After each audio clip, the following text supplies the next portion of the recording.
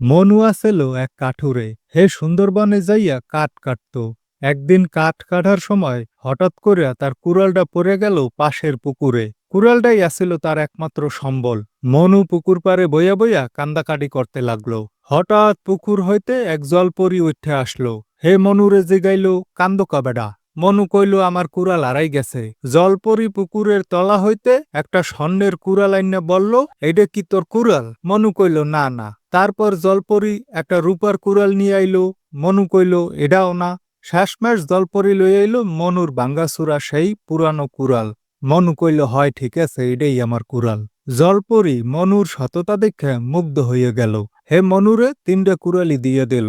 মনু হাটে যাইয়া পরদিন কুড়ালগুলা বেচতে হালাইলো। বেচা সে কিনলো একটা ইলেকট্রিক চেইনস। কয়েকজন লোক ভাড়া করে পরের দিন গেল সুন্দরবনে। ইলেকট্রিক চেইনস লইয়া তারা সব গাছ কাটতে ফালাইলো। সুন্দরবনের যত গাছ আছিল সব কাটতে মিটটা বিক্রি করে মনু হয়ে গেল কোটিপতি।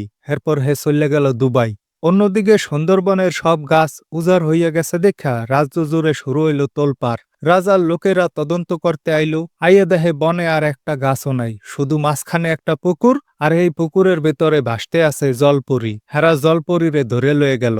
শাস্তি হিসেবে হেরে দিল ৫০ বছরের জেল। The end.